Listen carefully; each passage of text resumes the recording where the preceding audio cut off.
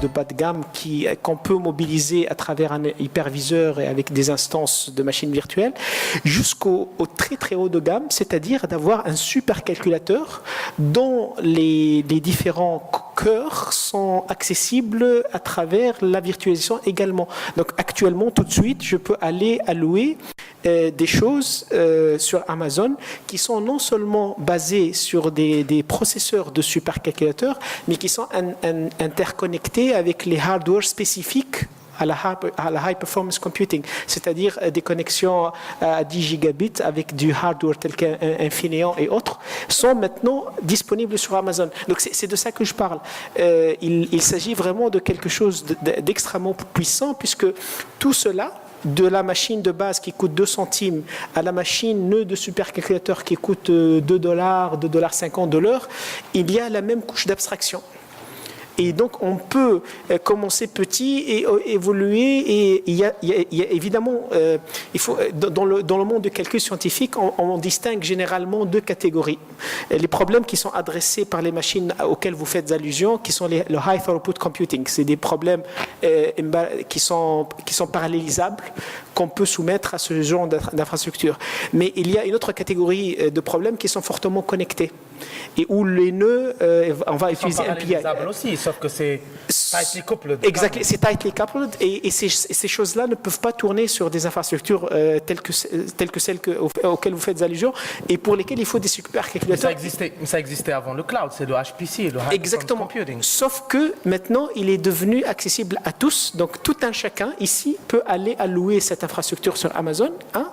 Le coût est dérisoire si on va utiliser l'infrastructure pendant quelques heures et les problèmes qu'on peut résoudre sont des problèmes vraiment d'échelle industrielle. Et vous pensez que c'est un modèle viable? Parce que quand même, c'est des équipements très chers, donc difficilement rentabilisables. Rentabilisables, d'une part, aussi dans le temps, donc niveau évolution, donc difficilement remplaçable. Donc c'est un peu, si tu veux, c'est un peu le passé qui revient d'une certaine façon. Parce que c'est un peu le HPC a existé pendant très très longtemps et finalement été remplacé par le cloud, qui est un modèle qui est un peu plus... oui, il veut intervenir. Je vais être entre les deux là, parce que là, ils vont se disputer. Non. Mais effectivement, donc, non, je comprends tout à fait votre raisonnement. Mais de toute façon, ce que j'avais remarqué, même depuis l'année dernière, donc la convergence entre le HPC, High Performance Computing, et le cloud. Maintenant, par exemple, il y a un projet en France qui s'appelle XL Cloud. Qui permet d'offrir ce qu'on appelle HPC as a Service. Donc, c'est un cloud-based HPC. Bon, je ne peux pas vous dire ou confirmer que cela peut... Non, la question, je suis d'accord, mais la question, est-ce que c'est une réelle convergence ou est-ce que c'est une...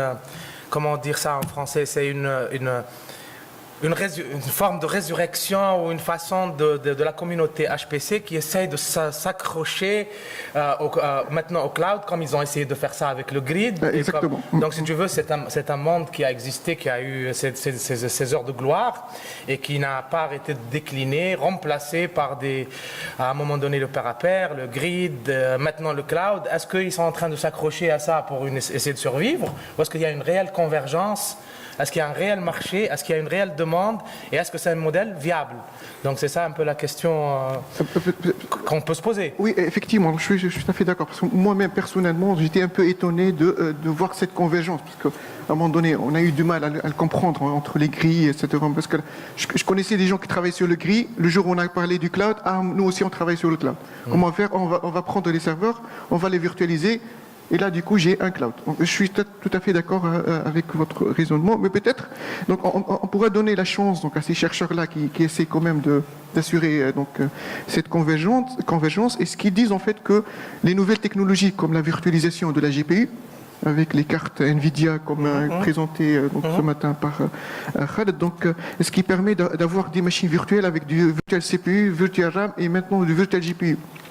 Donc là, l'idée, c'est pourquoi ne pas avoir donc une grande machine virtuelle en termes de capacité qui peut jouer le rôle d'un pseudo donc supercalculateur au sens et l'offrir donc comme à la cloud. Donc c'est avoir un modèle business qui. Non, il n'y a pas de problème. La virtualisation à des niveaux aussi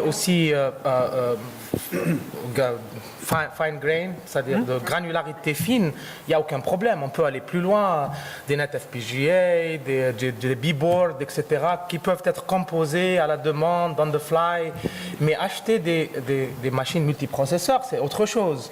C'est des machines qui coûtent très très cher, c'est un peu des dinosaures, donc qui ont coûté très très cher aux différents gouvernements. Pendant très longtemps, ils ont financé des mastodontes qui ont été déployés un peu partout, qui ont coûté très cher, qui ont été sous-utilisés pour la plupart du temps. Et donc c'est un peu ça, un peu le débat que j'essaie de... Bon, allez-y. Je suis absolument d'accord, d'autant plus d'accord que j'ai eu à faire partie soit pour évaluer, soit pour être reviewer de certains de ces projets en fait, qui ont reçu des financements très lourds, notamment de la Commission européenne, notamment aux États-Unis, de la NSF, Canada, partout, et puis autres et autres. Et en fait, et je comprends très très bien votre scepticisme. Enfin, vous êtes sceptique et il y a des raisons de l'être. Il y a deux volets. Est-ce que ce que Amazon a fait est sustainable? Est-ce que c'est vraiment quelque chose qui marche? Technologiquement, ça marche. Et c'est quelque chose de disponible ici et maintenant. Est-ce que ces gens-là arrivent à rentabiliser tout ça et à créer un modèle qui va fonctionner dans la durée? On est en train d'observer, et on a des raisons de supposer qu'ils arrivent à faire leur beurre avec ça. Ok, j'aimerais bien poser la question d'une autre façon. Peut-être que je suis en train de monopoliser, je me suis... Ok, pas du tout, d'accord. Posons la question d'une autre façon. Est-ce qu'il y a une application, vous avez un exemple d'application qui nécessite ce genre d'équipement qu'on ne pourrait pas faire, par exemple, avec des modèles de type MapReduce ou Spark ou D-Stream, etc. De big data, des applications scientifiques qu'on ne pourrait pas, par exemple, faire, qui nécessiterait cet équipement, qui ferait que, voilà, il y a une niche où c'est indispensable d'avoir un équipement aussi cher et de ce type d'architecture. Je pense qu'il y a tout un spectre, il y a tout un spectre d'applications fortement couplées qu'on trouve dans tout ce qui est drug discovery. L'industrie pharmaceutique a ce genre de problème qui nécessite du MPI et des machines de ce type. L'industrie automobile en a beaucoup dans les simulations des crash tests et autres. Et je pense que ce n'est pas... On ne pourrait pas faire. En fait, le high throughput computing est très bien pour les problèmes de type embarrassingly parallel problems. Les embarrassingly parallel problems, ça couvre pas mal de use case, mais pas tout. Disons que quelque part, et je pense que vous avez mis le doigt sur quelque chose de vraiment très très important, c'est ce qui s'est passé pendant les 10 dernières années en termes d'infrastructure pour la recherche. Il s'est passé des choses vraiment pour le moins dommageables et regrettables. On s'est mis à investir dans une solution sans qu'on ait vraiment un problème qui la justifie. Donc les gens demandaient des fonds publics, l'argent du contribuable servait à accumuler des cœurs, à accumuler de la capacité de stockage, et ensuite, ces gens-là, une fois qu'ils ont eu leur grosse machine, ils vont un peu partout chercher quelqu'un qui s'en sert. Et c'était vraiment prendre le problème à l'envers.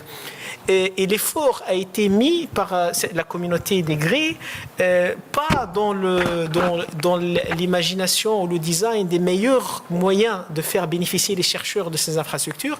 Pour faire cela, il aurait fallu partir des problèmes de la recherche, c'est-à-dire s'il n'y a pas de problème dans la recherche académique qui nécessite un supercalculateur, il ne faut pas en construire. Si on n'a pas besoin de clusters de plusieurs milliers de nœuds, il ne faut pas en construire. Donc le problème, c'était vraiment une question de territoire.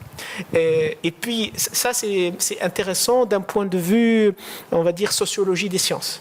Et il s'est passé un moment où les preneurs de décision, ceux qui sont les bailleurs de fonds de la recherche, ont ont accepté ou ont été convaincus par une certaine catégorie de gens de ce monde-là que on est entré dans l'âge de la recherche, du Fordisme de la recherche, c'est-à-dire on peut avec des grosses machines produire de la science à la chaîne. Plus grosse est la machine et plus nombreux est le nombre de médicaments que vous allez avoir et le nombre de publics que vous allez pouvoir soumettre à Nature. Et du coup, quand les preneurs de décision ont commencé à comment dirais-je, à croire à cette espèce de fiction, ils se sont mis à signer des gros chèques et à courir pour être avant les autres, pour avoir la plus grosse grille, pour avoir le supercalculateur. Et pendant ce temps-là, la communauté de ceux qui produisent la science regardait sceptiquement. Et ils se disent, mais qu'est-ce qui se passe? C'est des dizaines de millions de dollars et d'euros qui manquent à notre recherche, à nous, et qui financent de l'infrastructure dont on ne se sert pas. Donc il y a eu un vrai problème qui a duré longtemps. Oui, un autre aspect qu'il faut rajouter à tout ça, en fait, ceux qui signent les chèques, les décideurs, ne sont pas tout simplement dans cet état d'esprit. Il y a autre chose, ils sont en train de financer indirectement l'industrie. Donc aussi, ça, c'est une façon interdite dans les lois internationales de donner de l'argent à l'industrie locale pour compétitionner sur l'international. Donc il n'y a pas simplement juste voilà, on donne aux chercheurs de l'infrastructure qui ne veulent pas nécessairement, mais il y a tout un lobbying des industriels qui fait que, parce que les budgets ils sont votés avant même qu'on les demande. D'accord, donc, et donc après, on sait que ces budgets vont aller vers l'infrastructure et souvent de l'industrie locale. Absolument. Tu évoquais tout à l'heure l'argument justement du coût assez élevé de ces machines HTC. Est-ce que justement ces solutions aujourd'hui qui existent ne vont pas tirer vers le bas? Qu'est-ce qui fait que ces machines sont extrêmement coûteuses? Est-ce que les solutions d'aujourd'hui ne vont pas tirer le prix vers le bas? Et finalement, comme tu le disais dans ton exposé hier, ce qui a changé dans le cloud gaming, c'est le... Oui. Je ne sais pas. Tu disais hier dans le cloud gaming, ce qui a changé un peu, c'est le business model et notamment le fait de déployer en très grande quantité des machines qu'on a mis dans les data centers. Est-ce qu'on ne peut pas avoir un schéma parallèle pour un besoin spécifique? Alors, j'ai pas à partir du moment où tu dis c'est un besoin spécifique, c'est-à-dire c'est une petite niche, donc tu ne peux pas t'attendre à une économie de masse. Donc ça restera une niche, un petit marché qui ne fera pas que les coûts descendront. Il faut d'abord en vendre plein, en fabriquer plein. D'abord le coût de fabrication est beaucoup plus cher. Parce que c'est un peu plus sophistiqué quand même. Et puis, donc, c'est aussi le nombre d'unités vendues n'est pas si élevé, parce que le besoin reste limité. Si on peut faire la même chose avec des petits équipements, pourquoi investir dans des plus gros? Et on a vraiment, alors c'est une question que je pose, est-ce qu'on a challengé les deux systèmes? On est capable vraiment de dire qu'on a les mêmes performances avec l'un ou l'autre? Est-ce qu'il y a vraiment des travaux? Personnellement, je n'ai pas vu.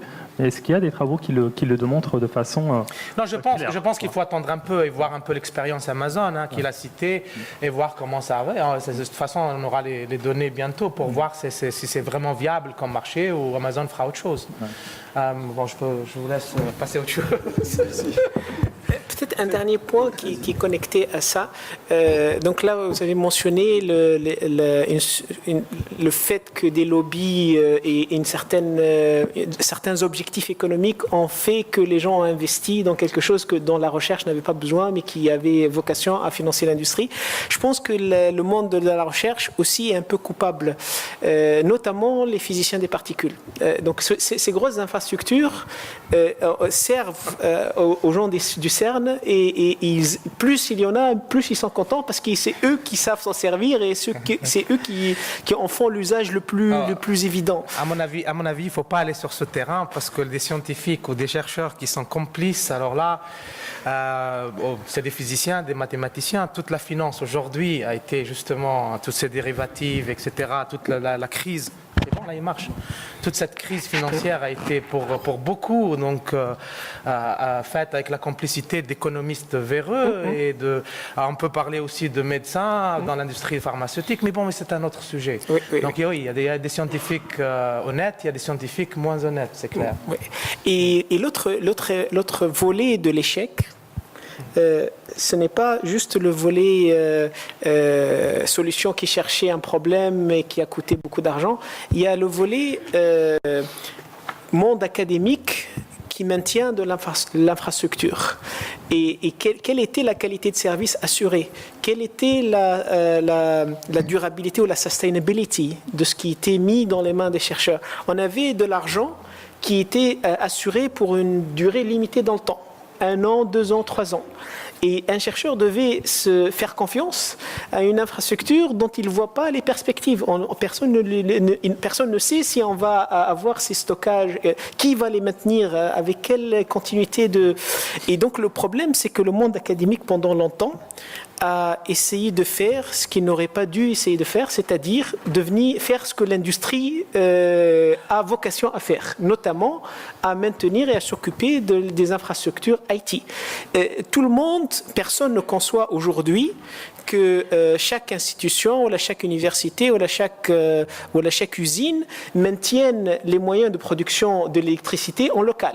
Tout le monde se sert, obtient l'électricité à travers un câble qui vient d'un fournisseur d'électricité qui sait produire l'électricité. Mais c'est en train de changer, ça.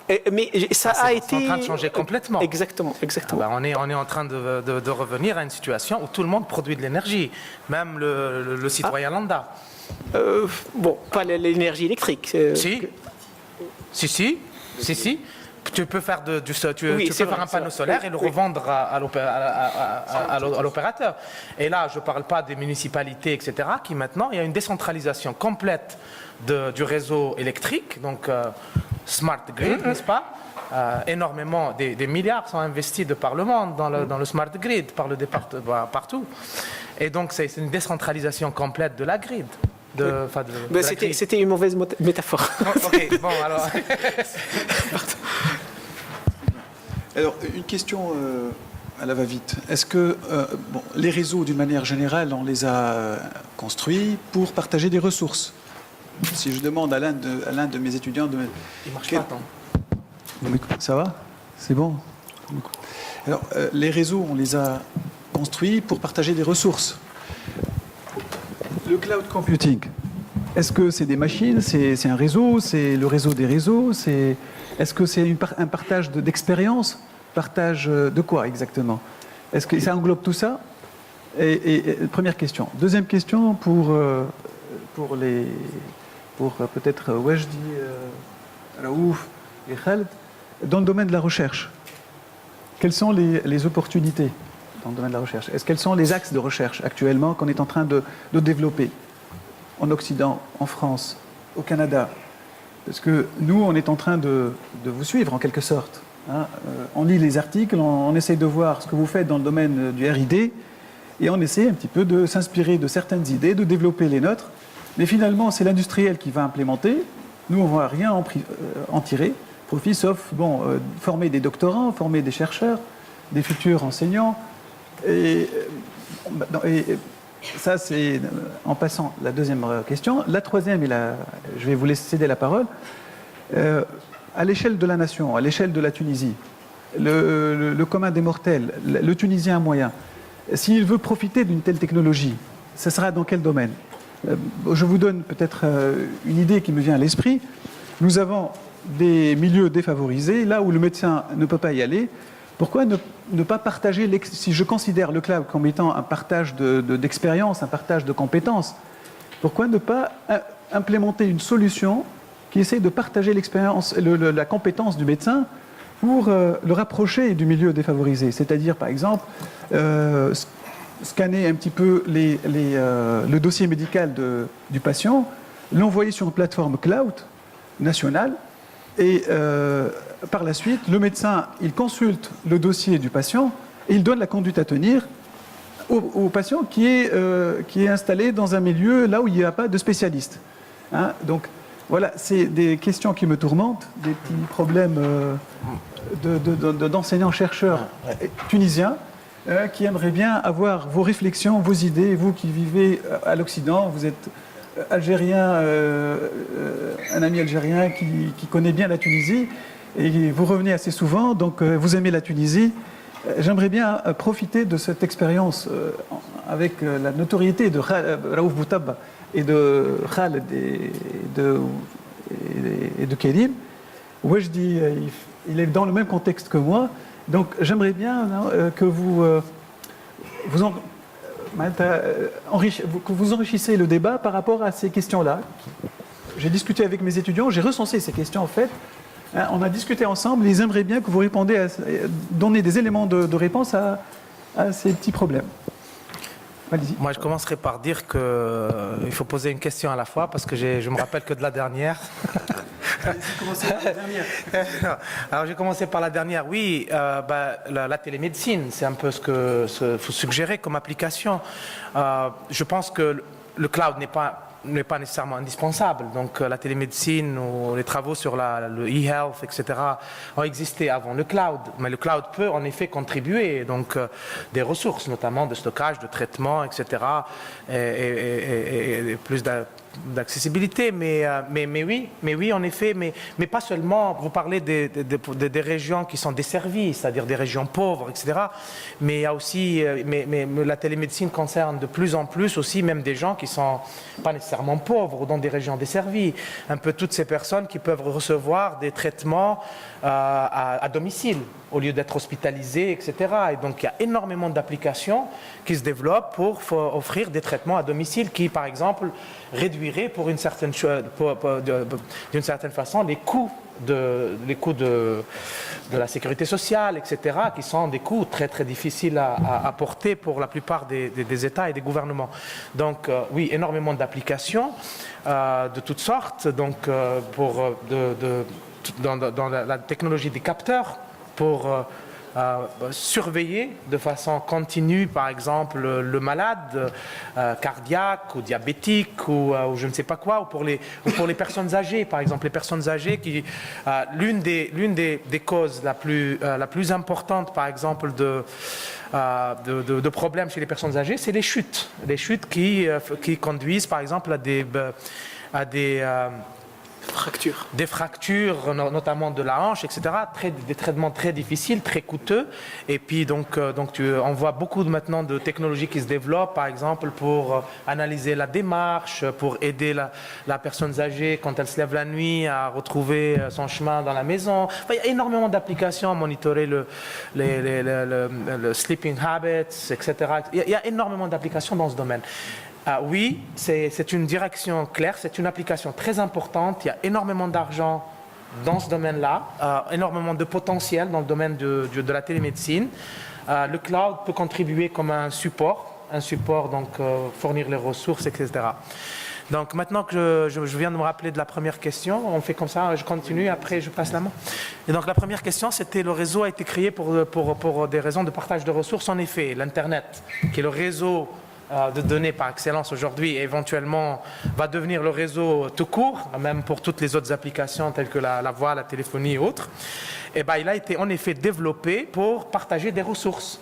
Et notamment des ressources de type multiprocesseur, des grosses machines qui étaient très chères, qui existaient que dans certains centres de recherche. Et donc l'idée, c'était d'avoir un réseau de données qui permettait de les partager entre différents chercheurs. Donc c'était un peu le projet ARPANET, le prédécesseur de l'Internet, était développé aussi pour ça, donc connecter des centres universitaires et des centres de recherche pour, quand les gens à la côte ouest étaient en train de dormir, les gens de la côte est pouvaient envoyer leur programme en batch, c'était un peu la technique ancienne, les trucs partagés, et puis tu reçois les résultats, un peu comme on fait maintenant dans le cloud, un peu d'une certaine façon. Donc oui, l'idée première c'était ça, et puis ça s'est développé maintenant pour être autre chose, continuer toujours à partager des ressources de différentes sortes. Et le cloud, est-ce qu'il a été développé pour partager des ressources? Oui, c'est le cas. On partage des ressources dans le data center, dans le cloud, mais maintenant en payant. Maintenant, voilà, donc c'est un peu ça le modèle. Vous parliez par exemple de l'industrie, etc. Oui, le cloud computing est mené par l'industrie, hein, ce n'est pas un truc académique. Ça, si tu veux, le leadership, il est dans l'industrie. En tant qu'académique, on s'est un peu greffé, on est content d'avoir un problème intéressant à résoudre dans ce contexte qui est, premièrement, industriel. Maintenant, il n'est pas novateur. Le cloud, je l'ai dit un peu hier, il ressemble à tellement d'autres choses. Peut-être la chose la plus proche, c'est utility computing qui a existé juste un peu avant et qui recherchait un modèle économique. Il ne s'est pas imposé parce que c'était pas encore là. Et donc le cloud est venu pour dire, OK, maintenant vous utilisez les ressources, vous payez, les gens, l'industrie investit dedans et puis ça marche de façon impressionnante. Donc, pour revenir maintenant aux questions possibles de recherche, je pense qu'il y a des problèmes intéressants à tous les niveaux. Le cloud, on peut le regarder à partir de différentes perspectives, de l'infrastructure, les plateformes, le logiciel, tout comme service, je ne sais pas, étoile, service, as a service, etc. Donc tout peut être développé dans ce domaine. Il y a énormément de problématiques. Moi, j'ai choisi, parce que je savais que j'allais être dans ce panel, donc j'ai choisi quelques-uns.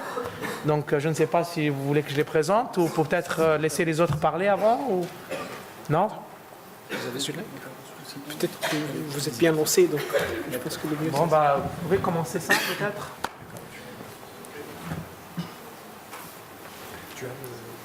Il est déjà là. J'ai juste commencé. Je défile. Oui, par exemple. Je peux venir là-bas, mais j'ai pas réussi à me mettre en mode. F5.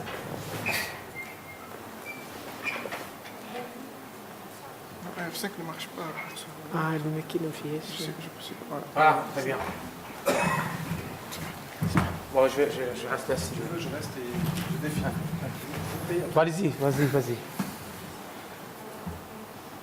Donc ça, c'est ma perspective. Ma perspective, ça veut dire les sujets qui peuvent m'intéresser moi. Et en fait, pour la plupart, ils m'intéressent.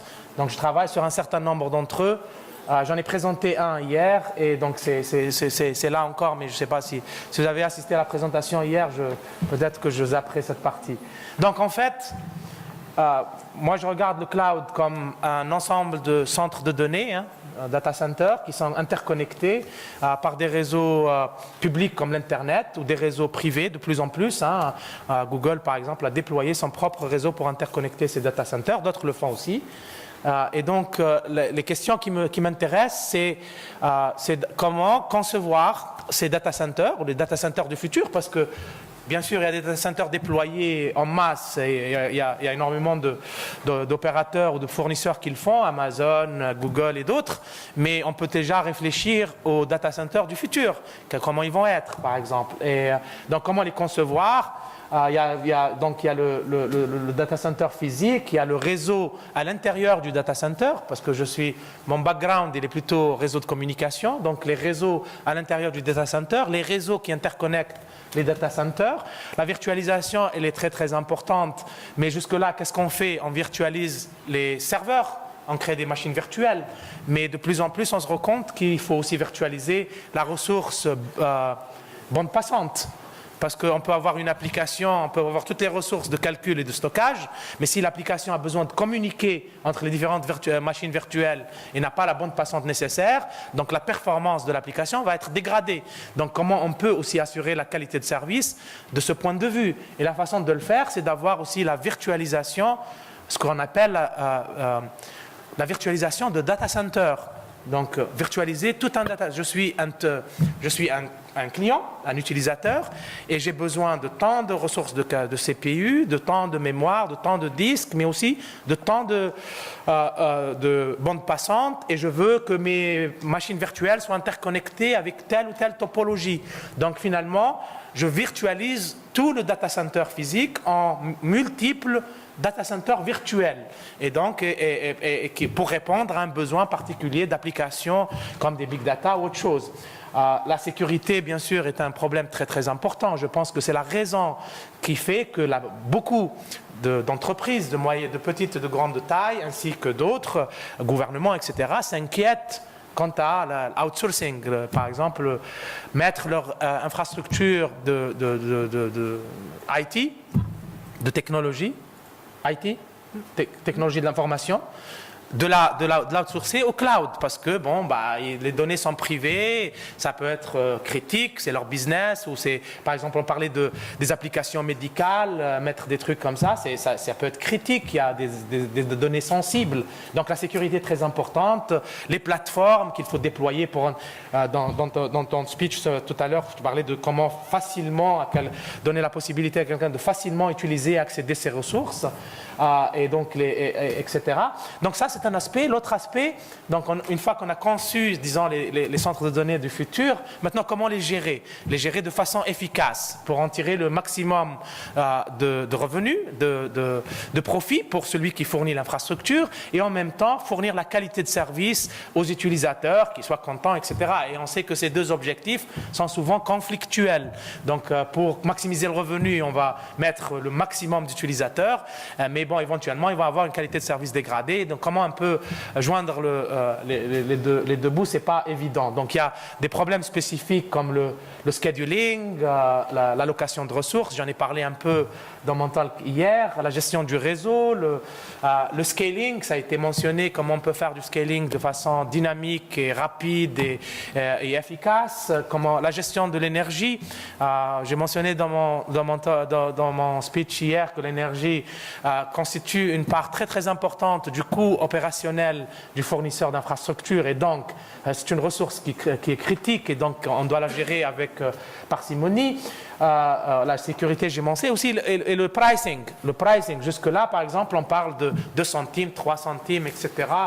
Mais bon, on peut penser à un pricing fixe, comme c'est pratiqué par la plupart des fournisseurs, ou du pricing dynamique. Par exemple, comme Amazon le fait, les spot instances, ce qu'on appelle les spot instances, où par exemple, il y a une auction, il y a une auction?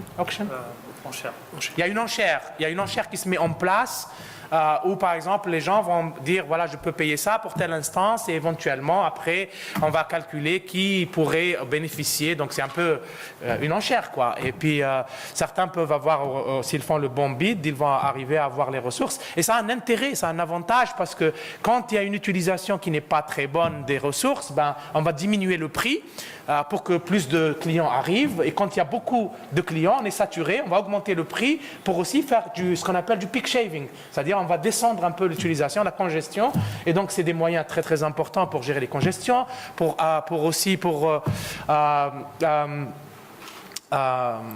motiver de nouveaux clients et de nouveaux services, etc.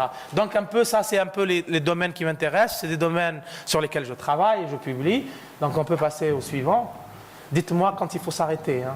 Donc voilà, j'ai mentionné le réseau de centres de données, c'est vraiment le backbone du data center. On parle toujours de CPU, on parle de mémoire, on parle de disques, etc. Et on néglige pas mal le réseau à l'intérieur du centre de données. C'est quand même une composante très importante, parce qu'il faut connecter ces milliers de disques et de serveurs, etc. Il faut les connecter ensemble. Et bien sûr, et les connecter aussi de là vers l'extérieur, c'est-à-dire l'Internet. Donc les data centers, on l'a mentionné, ils sont de très très grande taille, on parle de milliers de serveurs, etc. et de ressources. Ce qui est intéressant quand on les regarde du point de vue gestion, ils sont sous l'autorité d'une administration unique. Et ça change un peu la donne, parce que si on regarde un réseau, on parlait de l'Internet, l'Internet est fait de zones autonomes qui sont gérées par des autorités d'administration différentes, qui fait que c'est un peu compliqué. Hein. Alors qu'ici, dans un centre de données, il y a un opérateur unique, et donc il y a contrôle qui peut avoir une vue globale, et donc toute cette centralisation qui fait, en fait, depuis des années, depuis 20 ans, on essaie de s'éloigner de la centralisation pour implémenter des solutions distribuées, compliquées, intelligentes, pair à pair, etc. Et puis, soudain, maintenant, on revient à de tout centraliser. C'est intéressant, c'est quand même une évolution très intéressante. Mais ça pose aussi des problèmes, hein, parce que le problème, par exemple, de passage à l'échelle, j'ai mentionné la bande passante, qui est souvent le goulot d'étranglement, donc qu'on néglige pas mal. Vas-y, allez-y. Donc, on parlait de data center.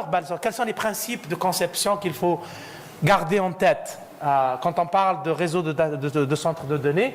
Là, c'est ce qu'on appelle le bisection bandwidth. Donc, si on regarde ici on voit une architecture classique de réseau de centres de données. Donc, ici, on a les racks. Okay. Donc, on a des blades, des serveurs. Okay. Et puis, le truc jaune, là, c'est ce qu'on appelle top of the rack switch. Donc, c'est un switch qui connecte ces serveurs ensemble et aussi les connecte au reste, à d'autres racks et à l'Internet. Au-dessus, on voit plusieurs niveaux de ce qu'on appelle des aggregation switch, des commutateurs qui agrègent le trafic. Et au-dessus, on a aussi des routeurs et on peut avoir plusieurs niveaux de routeurs. Donc, comme vous voyez, on a cette arborescence, la topologie du réseau, une forme arborescente comme vous le voyez. Et donc, il y a un problème de bisection bandwidth. Bisection bandwidth, c'est un concept qui veut dire que la bande passante entre les deux parties égales, si vous copiez ça en deux, il faut que la bande passante soit importante. Parce que vous imaginez que plus on monte dans cette arborescence, plus ça devient un goulot d'étranglement.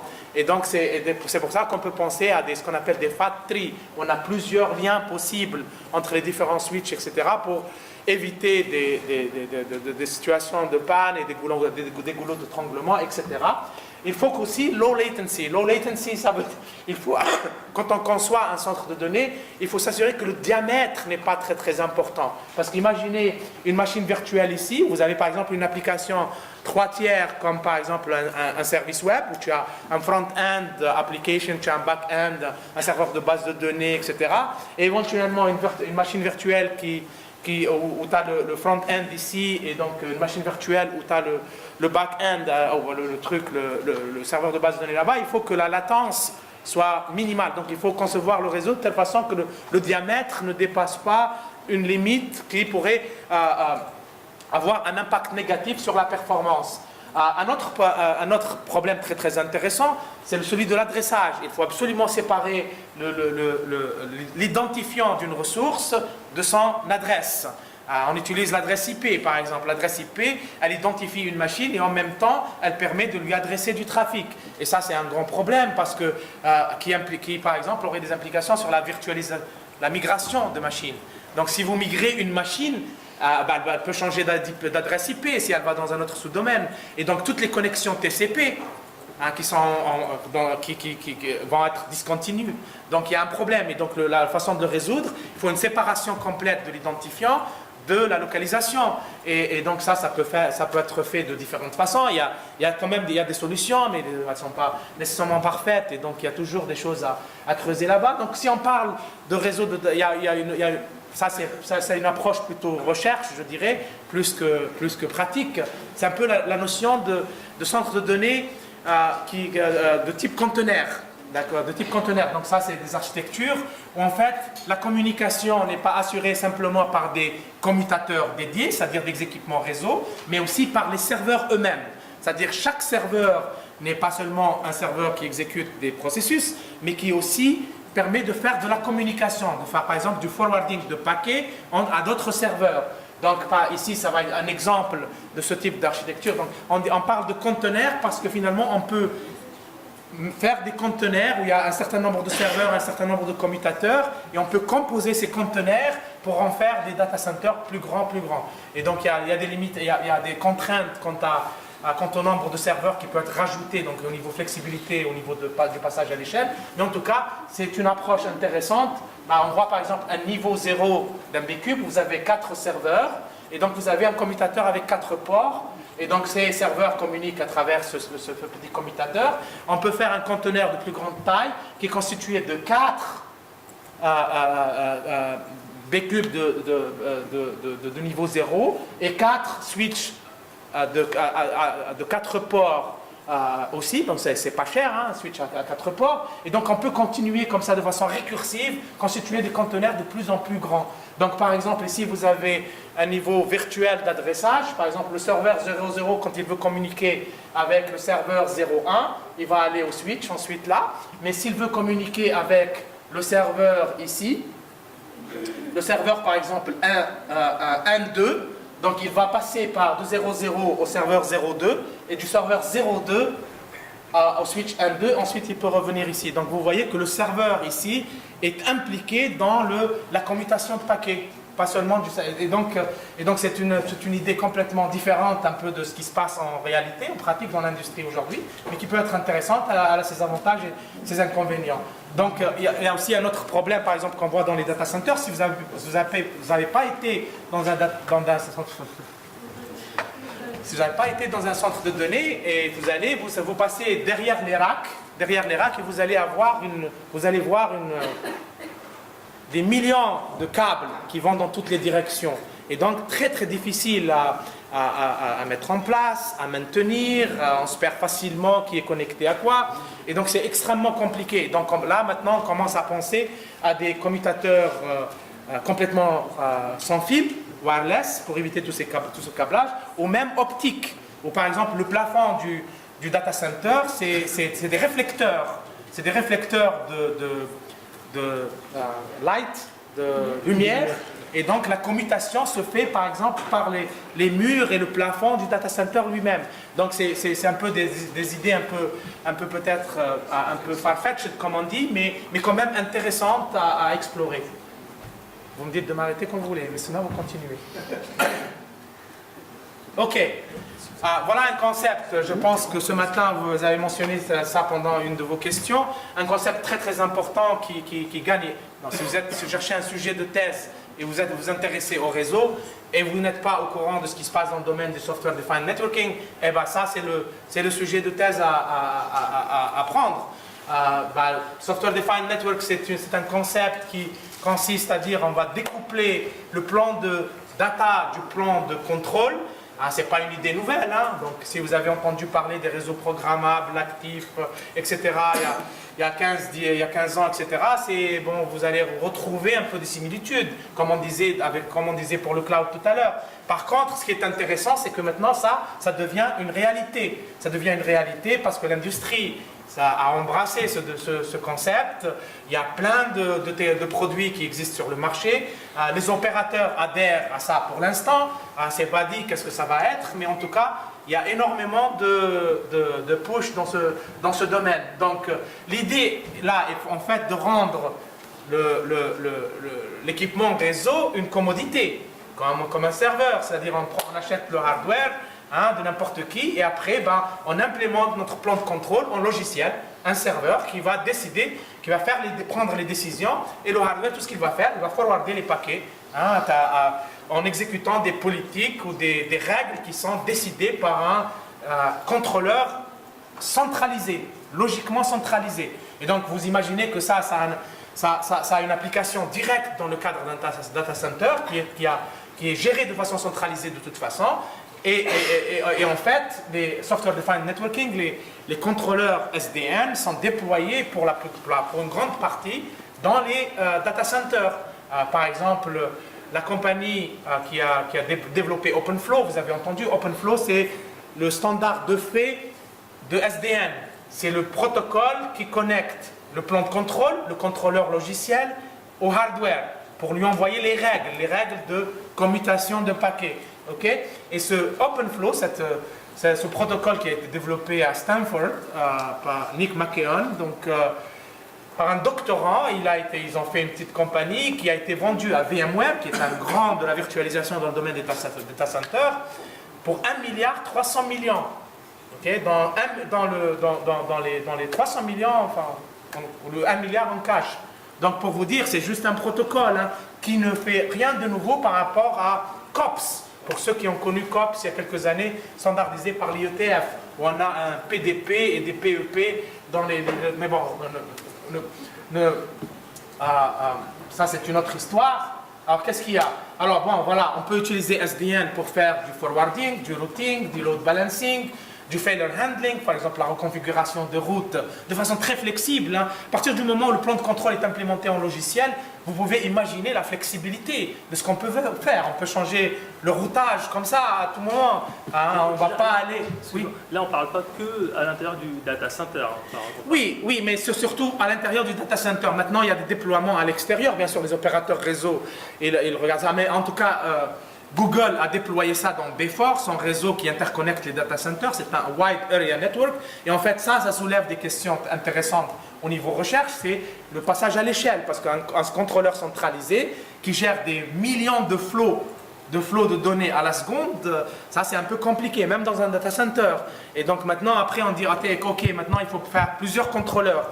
Mais le problème, c'est que ces contrôleurs, ils doivent tous avoir une vue globale du réseau, de la topologie et de l'état du réseau à tout moment. Ils doivent communiquer avec chaque switch. Un switch qui reçoit un paquet d'un flow nouveau qu'il ne connaît pas, il va poser une question au contrôleur, il dit qu'est-ce que je fais avec ce paquet? Alors il reçoit maintenant la règle qui est installée dans ce qu'on appelle les FIP, les tables de ça, et après il va savoir comment gérer les paquets de flow particulier. Donc imaginez vous avez un serveur centralisé qui est très éloigné des switches, le flow setup va être extrêmement problématique au niveau de la latence. Donc maintenant, à partir du moment où on se dit, ok, maintenant il nous faut peut-être plusieurs contrôleurs, ok, maintenant où est-ce qu'il faut les mettre? Combien il en faut, etc. Il y a des questions de recherche très intéressantes. Je peux intervenir oui, peut-être concernant le SDN. Donc le SDN, c'est pour l'inter-cloud networking, c'est pas pour l'intra-cloud networking. Donc c'est pour mettre en fédération plusieurs data centers comme Google l'a fait, donc pour mettre un réseau.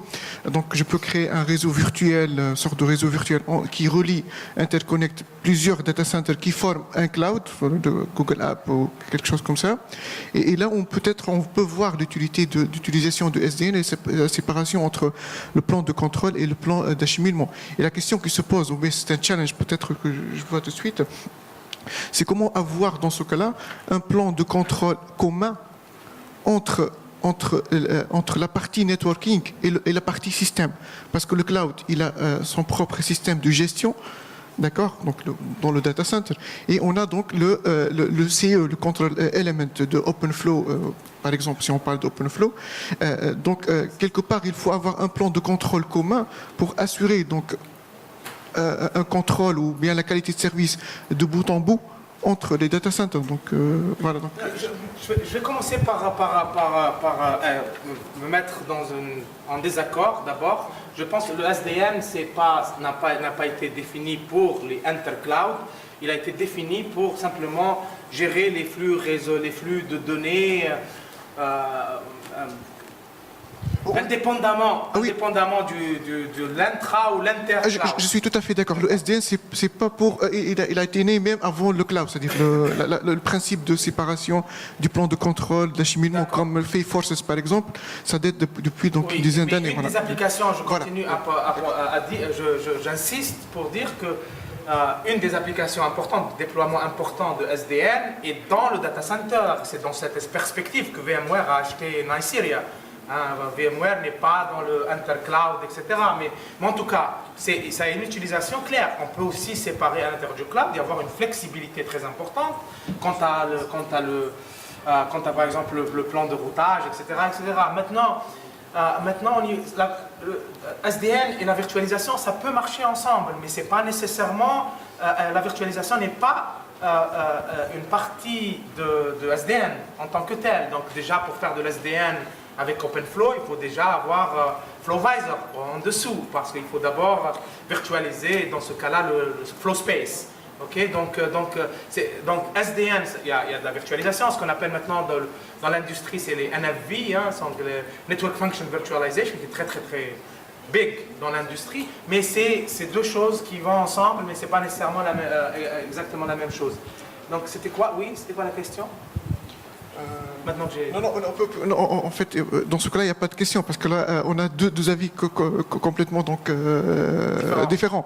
Parce que là, à mon avis, donc, ça m'engage que moi, l'ensemble des articles de recherche donc, que j'ai vus, je ne sais pas donc, si vous partagez, voilà, c'est que le SDN, c'est pour, pour le plan de contrôle commun. Voilà, c'était ça, mais ça n'a pas de sens que dans le... Avoir un plan de contrôle commun, qui intègre aussi bien les ressources réseau, c'est-à-dire ce que SDN a été conçu pour, Oui. mais aussi les ressources de calcul et les Voilà. ressources de stockage, etc. Voilà. Computing Et and donc là, networking. et là, Ouais, je les vous deux. dirige vers un projet particulier. Ça s'appelle, c'était pas mon objectif de faire de la publicité, mais bon, vu que la question est tombée, donc il y a un projet qui s'appelle SAVI. SAVI, c'est Smart Application on Virtual Infrastructures. C'est un projet de 5 ans qui a été financé par le NSF canadien qui s'appelle NSERC et donc c'est ce qu'on appelle un réseau d'excellence, un réseau de... Donc si tu veux, c'est dans la panoplie de grants, de programmes dans le NSERC, c'est un peu le plus grand truc.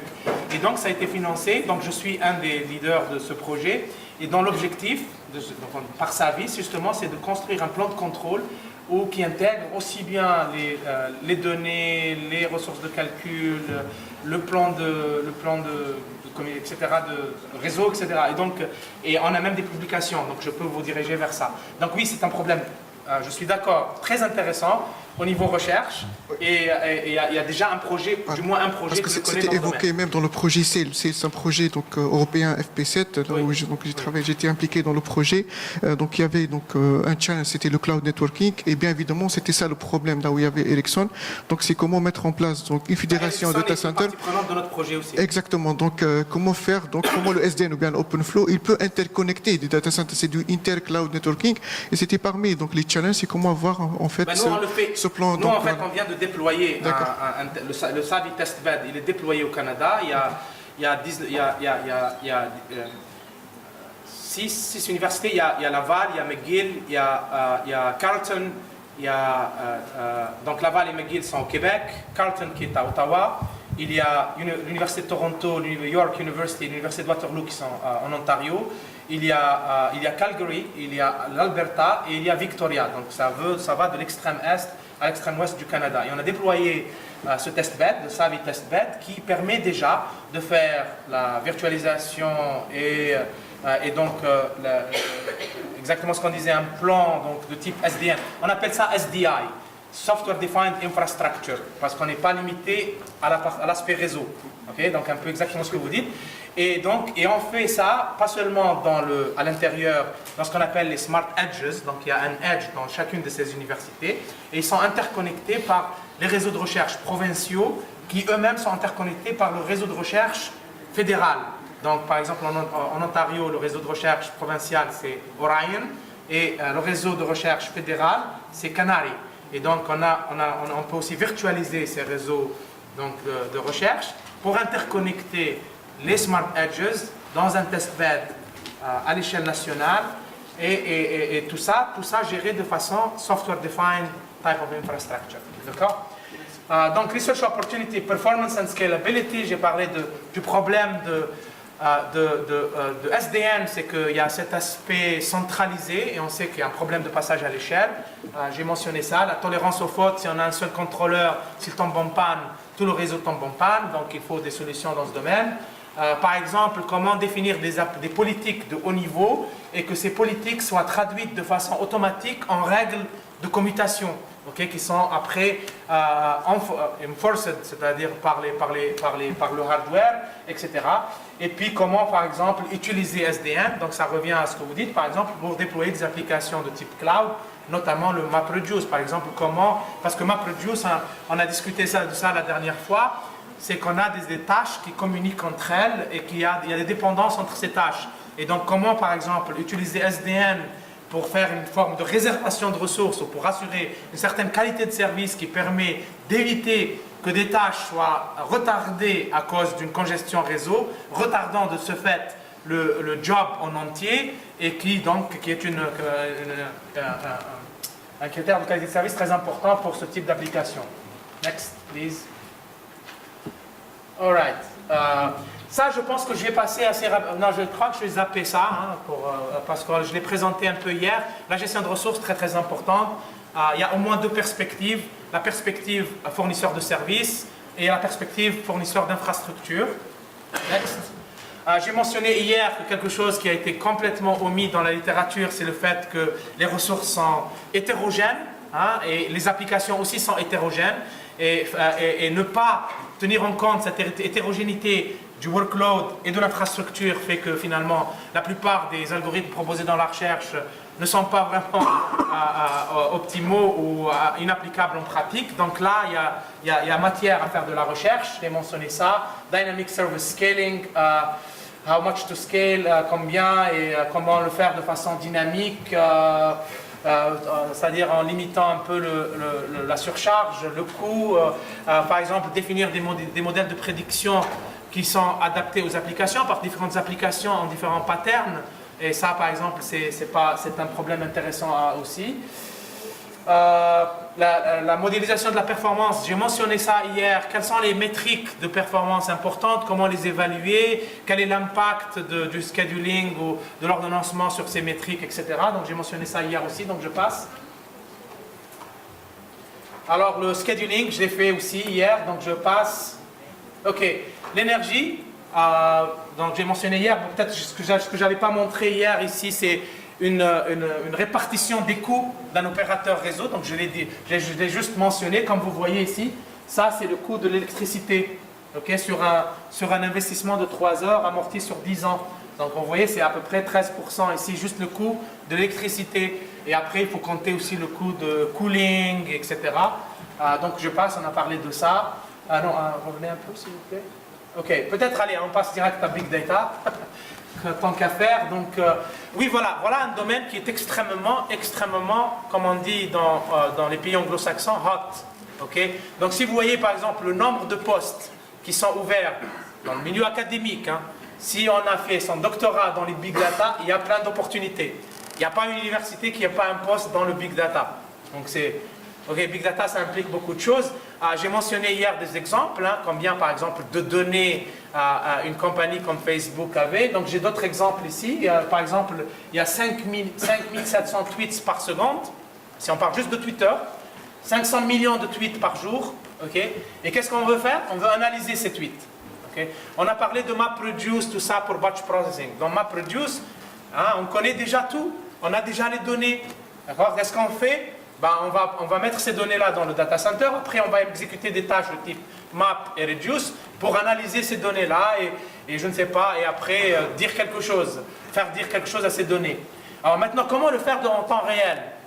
Les tweets sont en train d'arriver et on veut analyser ça en temps réel. Okay, MapReduce ne marche pas. Hein, il faut un autre modèle, il faut penser à un autre modèle de calcul qui permet d'analyser tous ces tweets en temps réel parce que c'est très important. Par exemple, s'il y a En fait, il n'y a pas longtemps, il y a eu un désastre, ce qu'on appelle le super hurricane ou super typhoon en Philippines, hein, qui a dévasté une partie des Philippines. Et bien, il y a le fils d'un collègue à moi qui a pu analyser les tweets. Donc son père travaille dans le data mining, il est âgé de 11 ans. Et donc il a fait tous les news, tous les journaux, les grands journaux au Canada et les médias. Parce que il s'intéressait à ça un peu, il a appris des choses, quelques petits trucs de son père. Et donc il a analysé les tweets, il a réussi en fait à déterminer à partir des tweets que les gens faisaient, quels étaient les endroits qui avaient le plus besoin d'aide. Et en fait cette information est devenue disponible aux secouristes. Et en fait ça a permis de sauver des vies, ça a permis aux secouristes d'être beaucoup plus efficaces. Et donc du coup il y a eu un retour énorme sur cet enfant, il a eu une médiatisation extraordinaire. Et parce que, et maintenant, comment avoir des applications qui peuvent analyser des tweets en temps réel pour identifier, par exemple, des événements lors d'une catastrophe ou des événements politiques pour voir la tendance, etc. Il y a énormément d'applications dans ce domaine. Et là, il faut tout inventer, absolument tout inventer, parce que MapReduce ne marche pas. Et donc il faut tout un autre modèle de calcul. Allez-y, continuez. Donc là on passe, j'imagine que maintenant vous savez ce que c'est des MapReduce, allez-y. Pour le scheduling de MapReduce, déjà qu'on connaît, donc il faut que ça soit efficace, il faut que ça soit fair, il faut que ça répond aux ressources, aux besoins en ressources. Data locality, tu mentionnais ça hier, c'était une de tes questions. Comment s'assurer que les tâches s'exécutent à côté des données qu'elles accèdent. Mais il y a quelque chose d'autre, communication locality. Imaginez que des tâches doivent communiquer entre elles. Ce serait intéressant de les mettre l'une à côté de l'autre, dans le même rack. ou dans des racks à côté, pour ne pas avoir à passer à plusieurs niveaux de la hiérarchie de commutateurs, etc. Et puis l'énergie, bien sûr. Allez-y. Ok. Donc le placement de tâches, allez-y, passez. Je ne veux pas monopoliser la parole, surtout pas. Donc, ok, allez-y, revenez un peu. Ok, 5e challenge, on passe à la... Ok, pricing. Donc j'ai mentionné déjà un peu tout à l'heure comment par exemple on peut utiliser le pricing comme moyen de gestion de ressources, augmenter le prix quand il y a trop de demandes, diminuer le prix. Maintenant, comment le faire de façon dynamique. Il y a des problèmes qui se passent, qui sont très très intéressants à résoudre, parce que tout modèle de pricing doit répondre à ces paramètres importants. Il faut que ça soit truthful, c'est-à-dire quand on utilise des enchères, parce que la façon un peu différente peut-être du futur, il faut que ça soit truthful, il faut que ça soit fair, il faut que ça soit revenu maximizing. Il faut que ça maximise le profit du fournisseur d'infrastructure. Il faut que ça soit fair, c'est-à-dire si moi je paye 0,5 centimes pour une ressource, eh ben lui il doit payer exactement la même chose pour la même ressource, ni plus ni moins, pour avoir de la fairness. Il faut que ça soit truthful. C'est du DSS, c'est du support system. Oui, truthful. Il faut que ça soit truthful aussi dans le sens où moi quand je bide pour les ressources, je ne vais pas dévaluer les ressources, je vais donner le bon prix de ces ressources. Mais pour donner le bon prix des ressources, il faut être capable déjà de découvrir c'est quoi à peu près le prix. Par exemple, ce que fait Amazon pour ses enchères, eh ben, il te met l'historique sur un certain nombre d'années du prix des ressources. Donc comme ça, tu sais à peu près combien tu vas bider, combien tu vas mettre dans les enchères. Il faut que ça soit aussi calculable dans une petite période de temps, parce qu'il faut décider tout de suite. Okay? Parce que tous ces problèmes-là d'optimisation qui vont maximiser tout ça sont NP hard, NP complete. Donc il faut les apprendre un temps fou. Okay? Donc il faut le faire online. Et donc il faut trouver un peu des façons de le faire, des heuristiques ou autres. Allez-y. Donc en général, si on voit par exemple ce qui se passe au niveau enchères, pas seulement en pratique, c'est le cas d'Amazon, c'est le seul qu'on connaît jusqu'aujourd'hui, mais même dans les papiers de recherche, et j'en ai écrit moi-même, on fait une seule enchère. Okay? Et donc une seule enchère n'est pas forcément optimal. On devrait, une des avenues de recherche intéressantes, c'est par exemple explorer les enchères de plusieurs rounds d'enchères. Okay? Et ça n'a pas été fait, c'est pas évident. D'autres questions intéressantes qui sont reliées au pricing, c'est le packaging et le volume discount. Si tu achètes une instance, tu payes X. Si tu en achètes 200 ou 3000, tu payes moins. Ou par exemple, packaging, je te donne un peu de ça, un peu de ça, un peu de ça, et créer une offre de service, par exemple. Et tout ça, par exemple, n'est pas encore clair dans ce domaine de dynamic pricing. Next, please. C'est le domaine de billing. Oui. C'est le billing. Oui. Oui. Et donc la sécurité, très très grand problème. Très très grand problème parce que les adversaires peuvent être partout. Ils peuvent être... C'est compliqué pour l'opérateur du cloud, c'est compliqué pour l'utilisateur. Pour l'utilisateur, il faut qu'il fasse confiance à l'opérateur du cloud. Okay? L'opérateur du cloud doit aussi faire confiance à l'utilisateur. Imaginez, la réputation, elle n'est pas virtualisable. D'accord? Si par exemple, je suis malicieux, et j'utilise un cloud, mais j'utilise ce cloud pour faire des attaques sur le monde. C'est la réputation du cloud provider qui est dans la merde. N'est-ce pas? Parce que c'est lui qui va être bloqué par tous les routeurs s'il y a une attaque qui sort de là. Okay? Donc c'est un problème.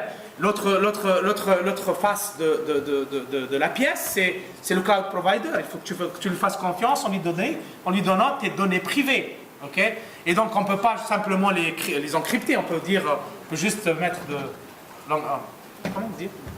Les chiffrer? Les chiffrer. On ne peut pas tout simplement chiffrer parce qu'ils doivent s'exécuter dans le cloud. Okay? Donc une fois pour les exécuter, il faut...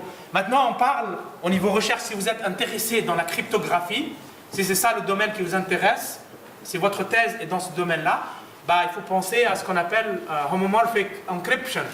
C'est-à-dire la possibilité de faire du chiffrage, d'exécuter des choses sur des données sans les déchiffrer. Et donc c'est un domaine ancien, mais il y a eu une contribution majeure qui a été faite en 2009, quelqu'un qui a écrit un article qui a fait une révolution dans ce domaine, qui fait que maintenant, ça va être possible. On est encore tout au début, mais ça va être possible dans un avenir qui n'est pas très lointain de faire des opérations sur des données sans les déchiffrer. Ok? Et ça, c'est une question de temps, mais c'est un domaine, si vous êtes un peu théorique, vous aimez la cryptographie, c'est un domaine extrêmement intéressant à regarder.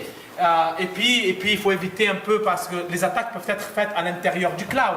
Okay, tu as des utilisateurs honnêtes, mais tu as aussi des utilisateurs malhonnêtes qui peuvent aller dans le même cloud pour espionner. C'est pas ça, même si le cloud provider est trustable, on peut lui faire confiance, ben, il peut avoir des utilisateurs, des attaquants à l'intérieur du cloud. Et là, il y a plein de side channels qui peuvent être exploités. Hein, si vous exécutez sur le même serveur, okay, il y a un cache qui est utilisé, eh ben, c'est un side channel. Dans le cache, tu peux avoir accès à plein de données privées, etc. Allez-y. Et puis, quand on partage une ressource comme le data center, comme le cloud, comme un serveur, etc., eh ben, on peut avoir des besoins de sécurité qui sont différents, n'est-ce pas? Et il y en a un qui veut une sécurité maximum, il y a un autre qui veut une sécurité minimale, dépendamment bien sûr de l'application, du type de données. Et ben comment en étant fournisseur d'infrastructures, de services cloud, comment on peut offrir des niveaux de sécurité différents, aux différentes granularités de sécurité sur la même infrastructure. C'est pas évident, là aussi il y a des avenues de recherche intéressantes. Et finalement, comment aussi toujours réconcilier les objectifs un peu conflictuels de la sécurité et de la performance. Plus on met de sécurité, plus ça a un impact négatif sur la performance et vice-versa. Donc toujours trouver un bon compromis entre ces deux-là. Et je pense avoir fini. Voilà, merci.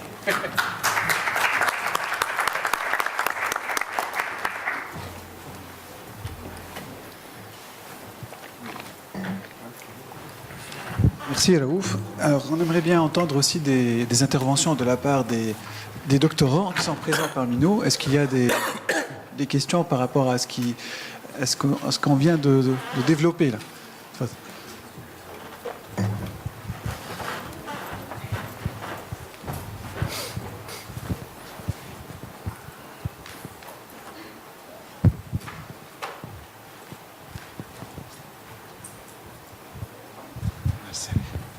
Aslama. Samir Mal, je suis maître assistant au département informatique de la faculté de sciences et je travaille sur les clouds et plus précisément sur la gestion des données et des données confidentielles. Vous venez de parler de la sécurité, de la confidentialité, du degré de confidentialité des données. Donc, je voulais savoir si vous avez déjà travaillé sur des thèmes de ce genre et surtout sur le partitionnement des données confidentielles. Pour ne pas, par exemple, déployer des données trop confidentielles dans les clouds publics. Et comme ça, vous êtes obligé de sélectionner avant les données non confidentielles ou peu confidentielles pour pouvoir les déployer et garder les données trop confidentielles dans les clouds privés. Oui, donc la réponse, elle va être très rapide. Non, je n'ai pas travaillé sur ça. Je m'intéresse que très peu à la sécurité, mais je m'intéresse à la sécurité plutôt du point de vue gestion des systèmes de sécurité, donc etc. Et donc c'est pas vraiment mon domaine. Ceci dit, au niveau du partitionnement des données, donc la solution, je pense qu'il qui est préconçu. La solution qui est utilisée, c'est ce qu'on appelle le hybrid cloud. Le cloud hybride, oui, où on peut, oui, pour les données qui ne sont pas très sensibles, on les met dans le cloud public et on garde les données privées à l'intérieur. Et donc, on a un peu, voilà, donc c'est ce qu'on appelle le hybrid cloud. Maintenant, il y a une question très intéressante, c'est comment partitionner les données, qu'est-ce qu'on va laisser, qu'est-ce qu'on va...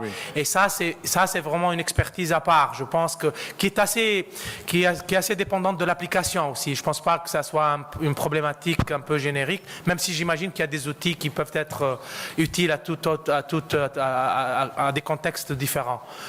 Mais oui, je pense que c'est une des façons, par exemple, d'embrasser le concept de cloud sans nécessairement remettre en cause la sensibilité des données privées pour certaines entreprises. Bien sûr, il y a des entreprises comme des banques qui vont aller vers des clouds complètement privés, qui vont acheter un cloud, un data center clé en main et qui va être complètement fermé, clôturé au reste du monde. Il y en a qui, par exemple, je ne sais pas, c'est le cas des académiques qui n'ont pas vraiment de secrets très importants ou autres, qui vont utiliser le cloud public complètement parce que c'est pas cher, etc., partage maximal de ressources. Et puis, il y a des entreprises qui sont un peu entre les deux, qui ont des données qui sont sensibles et des données un peu moins sensibles, qui vont utiliser ce qu'on appelle les clouds hybrides. Et puis c'est vrai qu'il y a toutes les problématiques après de recherche. Je pense que c'est très intéressant de partage un peu des données, qu'est-ce qui va là, qu'est-ce qui ne va pas là. Et puis les problèmes sous-jacents, hein, quand on a des applications qui accèdent à ces deux sortes de données, comment faire pour que ça fonctionne de façon performante malgré que c'est parti de données là et d'autres. Donc mais c'est un peu, mais ça c'est un peu la couche au-dessus de mon expertise personnelle et mon intérêt de recherche. Merci. Autre question?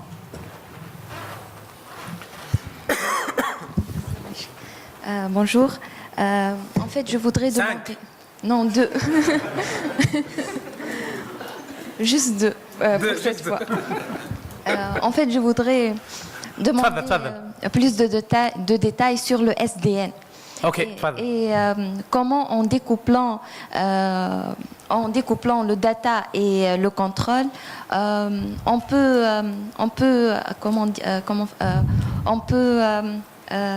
faire du scheduling. Et si vous pouvez nous donner quelques exemples où le scheduling a déployé le modèle SDN. Et juste la dernière question, le scheduling, est-ce qu'il sera dans la couche service ou la couche contrôle ou entre les deux? C'est ça. Merci. Oui, alors si on parle de SDN, hein, le SDN classique, hein, qui fait qu'en fait c'est fait pour le scheduling de flux de données. Donc tel flux de données doit passer par cette route. Okay, donc c'est ça un peu l'idée. Donc il y a un contrôleur qui va décider, qui a une vue globale du réseau, okay, qui va décider que tel flux, il y a une politique de l'administrateur système ou autre chose, qui va dire tel flux identifié par exemple par un tuple, comme par exemple l'adresse IP d'origine ou l'adresse IP destination ou une combinaison de ça, le port X, Y, Z. Donc chaque flux a une signature et donc il y a une politique qui va dire tous les flux qui ont telle signature doivent être routés sur telle route, c'est-à-dire de tel nœud à tel nœud à tel nœud, etc. D'accord? Et donc, quand un paquet, le premier paquet d'un tel flux arrive à un commutateur, et donc il a une table, il va regarder, est-ce que je connais ce flux? Est-ce que j'ai une règle pour ce flux? Alors si je n'ai pas de règle, je pose la question à ce contrôleur centralisé, okay, qui va dire, ok, donc pour ce flux-là, voilà la règle qui correspond. Donc cette règle va être placée dans la table au niveau du commutateur et donc les prochains paquets de ce flux-là, ils vont être forwardés en utilisant cette route. Donc là, on parle votre question est plutôt sur le scheduling. Okay? Donc le scheduling, je ne sais pas, vous avez dit scheduling, mais je ne sais pas que vous parlez de scheduling probablement de MapReduce et de ça, c'est ça? De quoi? Des tasks. Des tâches, etc. Parce que j'avais l'impression que c'était le sujet qui vous intéressait hier. Donc, Maintenant, comment faire ça? Par exemple, j'ai parlé d'une opportunité d'utiliser ça pour MapReduce. Ben, pour l'instant, par exemple, on peut pas faire tout ce qu'on fait, c'est on schedule les tâches. Et si ces tâches communiquent entre elles, ont besoin de communiquer, et on va utiliser le réseau tel qu'il se présente au moment où on a besoin de communiquer. En utilisant SDN, ce qu'on va faire, c'est par exemple, quand on fait le placement des tâches, on va également installer des règles dans les commutateurs particuliers pour le trafic, par exemple, issu de ces tâches-là ou entre un certain nombre de tâches. D'accord? Alors maintenant, donc vous comprenez comment ça peut marcher ensemble. Maintenant, où est-ce que ça va être implémenté? C'est certainement pas dans le plan de données, c'est même pas dans le contrôleur, mais c'est une app, ce qu'on appelle une application au-dessus du contrôleur. D'accord? Donc, c'est deux choses différentes. Tu as le scheduler, celui qui schedule les flux. Tu as le scheduler de tâches, par exemple le MapReduce Scheduler. Et tous les deux vont, par exemple, tu as une application qui va un peu être au-dessus des deux, qui va instruire l'un et l'autre de faire ce qu'il faut pour une application donnée. Ça répond à votre question? D'accord. Très bien. Une autre question? Là-bas.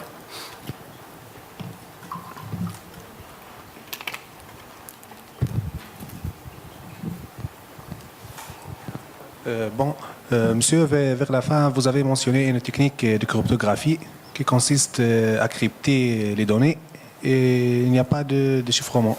Est-ce que vous pouvez plus nous expliquer surtout la façon d'exploiter les données qui sont cryptées? Merci. D'exploiter? Voilà.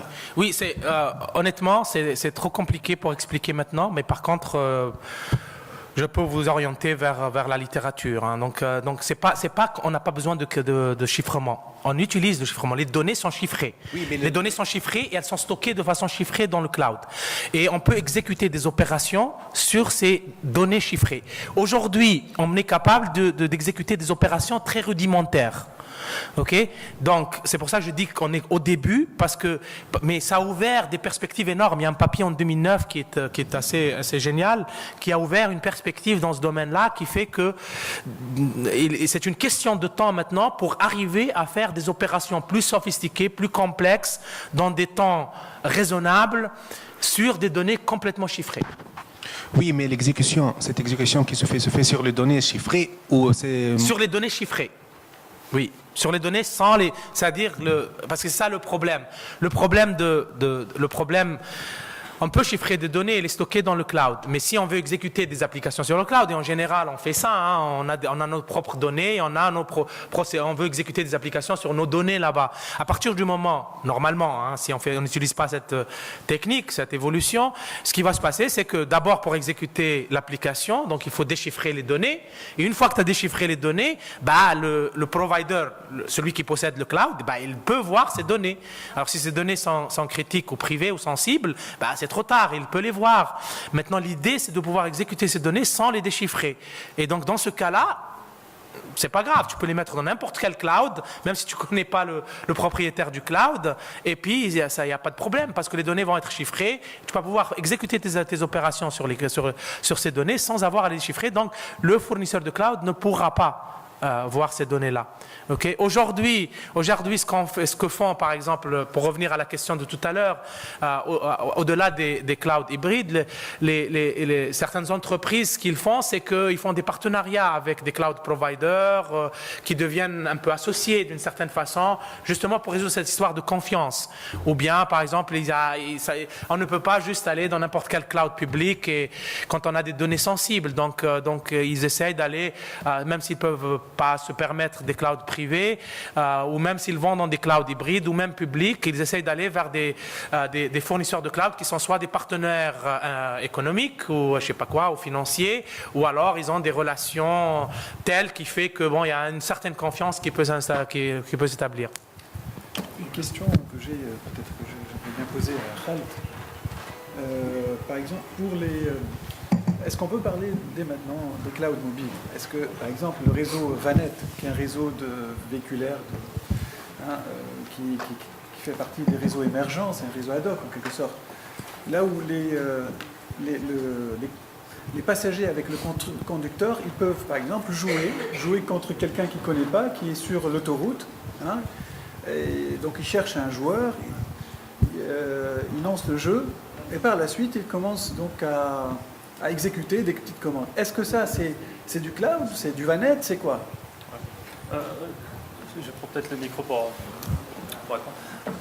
Je vais répondre en deux temps, parce que tout à l'heure, tu avais posé en fait des questions, et j'avais un élément de réponse un peu en complément à ce que disait tout à l'heure Raouf, et notamment en fait sur ce que le cloud pourrait apporter pour, je dirais, le citoyen en Tunisie et puis dans divers autres pays. Effectivement, l'exemple du e-health est un exemple. Mais moi, dans l'exposé d'aujourd'hui, j'ai parlé de dématérialisation. Et il ne t'entend pas, en fait. Essaye celui-là, ça marche bien. Ça marche bien, celui-là? Oui. Essaye. J'espère que voilà, c'est peut-être. Voilà. Donc dans mon exposé d'aujourd'hui, j'ai parlé de dématérialisation, et dans la dématérialisation, il y a aussi la dématérialisation du papier. Et un des éléments importants pour beaucoup de pays, c'est un peu la lourdeur qui est liée à la paperasse d'un point de vue administratif, dans des tas de pays, y compris en Europe. Le fait d'avoir besoin de papier pour des tas de choses, pour des démarches administratives, rend ces économies moins compétitives. Et quand on parle de dématérialisation, notamment en Europe, on parle aussi de dématérialisation du papier. Et de ce point de vue-là, le cloud peut aussi apporter un support extrêmement important, puisque une bonne partie des documents peuvent être stockés sous format électronique. Et donc, à partir du moment où on a des solutions de type cloud, on pourra accéder à ces documents de différents endroits. Donc il y a des démarches actuellement pour dématérialiser, mais je pense que là c'est aussi un exemple dans lequel le cloud peut vraiment apporter quelque chose de très concret pour le citoyen lambda dans n'importe quel pays, et notamment en Tunisie. Après, pour répondre à ta question concernant le mobile cloud, en fait, il y a vraiment deux visions du mobile cloud. Il y a une vision qui est un peu orientée réseau cellulaire, en tout cas interaction entre le réseau cellulaire et le cloud, parce que aujourd'hui, un tas d'applications mobiles génèrent un trafic qui est extrêmement important. Et ce trafic pose des problèmes pour l'infrastructure des réseaux cellulaires, et donc la mutualisation des ressources de ce point de vue peut être achevée grâce notamment à la virtualisation des réseaux. Donc on parle en fait de inode B, différentes entités qui sont virtualisées, qui viennent répondre en fonction du besoin au trafic qui peut être assez important. Donc ça, c'est une certaine vision. Et puis il y a une autre vision quand on parle aussi de mobile cloud, c'est la localité de l'information. Et donc effectivement, l'exemple typique, c'est de se dire, on est dans un véhicule, on veut avoir un service sans interruption. Et donc quand je joue, quand je parle de cloud gaming, je vais avoir mon service n'importe où. Donc moi, de mon point de vue, ma vision du cloud, elle est très orientée quand même data center. Donc pour moi, le cloud, c'est vraiment un système dans lequel on mutualise essentiellement de la CPU, la capacité de stockage et de mémoire. Et ensuite, derrière, il y a des technologies réseau qui vont s'interfacer et doivent interagir avec ce système-là. Donc je ne vois pas comme un système complet, je vois plutôt comme un système hétérogène qui est complémentaire. Il y a des choses à faire, et donc d'un point de vue recherche, ce qu'a présenté tout à l'heure Raouf, c'est beaucoup de challenges, mais de mon point de vue, plutôt dans le data center ou dans le contexte cloud. Maintenant, le cloud doit aussi exister avec des technologies réseau, soit existantes, soit celles qui viennent. Et quand notamment dans le cas des réseaux cellulaires, par exemple la 4G, elle est là. Il faut que ces technologies fonctionnent ensemble. Et donc, pour par exemple les approches basées sur des réseaux VANET, etc., il faut concevoir des mécanismes qui vont supporter des applications de type cloud. Donc moi, j'ai plutôt une vision application. J'essaie un peu de comprendre quelles sont les applications qui vont fonctionner dans cet environnement, quelles sont leurs caractéristiques, quelle est leur dynamique, parce que c'est un paramètre extrêmement important quand on va essayer d'optimiser ces data centers, quand on va concevoir ces algorithmes pour optimiser l'allocation des ressources. C'est extrêmement important de comprendre ces applications. Voilà. Merci. Pour rebondir, tout en répondant aux 3 petites questions que tu as posées il y a un petit moment, donc évidemment le e-health est extrêmement important. Évidemment le monde du mobile voilà. Donc évidemment le e-health c'est un axe vraiment très très important. Il y a un autre axe qui est aussi extrêmement prometteur, c'est tout ce qui relève de l'internet des objets, Internet of Things. Ça aussi c'est un axe où le cloud a un rôle prépondérant à jouer et qui peut ouvrir des perspectives en termes de recherche et pour l'industrie qui sont donc les perspectives en termes de recherche et pour l'industrie qui sont vraiment très importants. La deuxième question qui portait sur les thématiques de recherche a été largement couverte. Là où je voulais juste introduire une petite un genre de catégorisation. C'est une bonne partie des thématiques que Siraouf a décrites sont des thématiques de recherche sur le cloud, c'est-à-dire comment concevoir ces data centers du futur, comment faire en sorte que les réseaux virtualisés fonctionnent de manière optimale. Ce sont des challenges sur la fabrication du cloud d'une certaine façon. Et il a mentionné des challenges pour moi qui peut être une catégorie un peu à part, c'est tout ce qui est Big Data Analytics, où on n'est pas en train de fabriquer le cloud, mais on est en train de s'en servir et de voir un petit peu, une fois qu'il est là, ce qu'on pourrait en faire. Et je pense que là, c'est vraiment un axe, entre guillemets, explosif. Il y a quelques jours, Facebook a annoncé qu'il mettrait le paquet sur tout ce qui est data science. Data science, ils veulent que ces masses d'informations qu'ils ont accumulées au cours de ces années soient exploitées de toutes les façons possibles, de manière analytique, trouver les bons modèles pour converger vers des services à forte valeur ajoutée, et ils sont en train de recruter les meilleurs data scientists de la planète. Donc il y a du travail de recherche très, très avancé à faire, et ils vont créer un centre à Palo Alto, un à New York et un à Londres, et c'est vraiment quelque chose où peut-être ceux qui sont actuellement en thèse ou qui finissent leurs études pourraient y songer avec un intérêt certain. Par contre, une formation d'ingénieur en informatique n'est pas suffisante. Il faut voir qu'un certain nombre de problématiques ne peuvent être attaquées que si on rajoute à la casquette d'informaticien une deuxième casquette. Le data scientist n'est pas que informaticien. La capacité à mettre en place des algorithmes ou à coder ou à jouer avec la technologie devrait être complétée avec un chapeau mathématique, analytique, statistique et une expérience justement de la manipulation de données qui t'a développé. Et puis sur la première question qui concernait le fait de savoir exactement ce que c'est que ce cloud, est-ce que c'est un modèle de partage de ressources ou pas. En fait, la grille de calcul avait vocation ou se présentait comme un modèle de fédération de ressources aussi. Donc des ressources distribuées étaient mises côte à côte et on mettait au-dessus une couche pour que les gens puissent soumettre des jobs.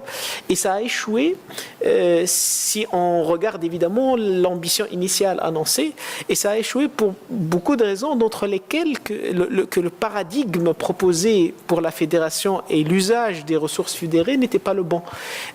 Demander aux utilisateurs d'une infrastructure fédérée de venir soumettre des jobs, un ordonnanceur qui vont finir quelque part et produire des fichiers, c'est un moyen extrêmement limité d'utiliser de l'IT mis en commun.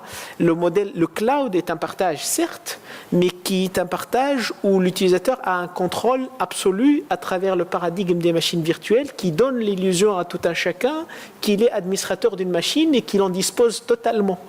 Donc en fait, ce n'est plus tout à fait la même chose, parce que le mot partage partage peut vouloir dire pas mal de choses. Le cloud est un modèle de partage, mais certainement différent de ce qui a existé avant.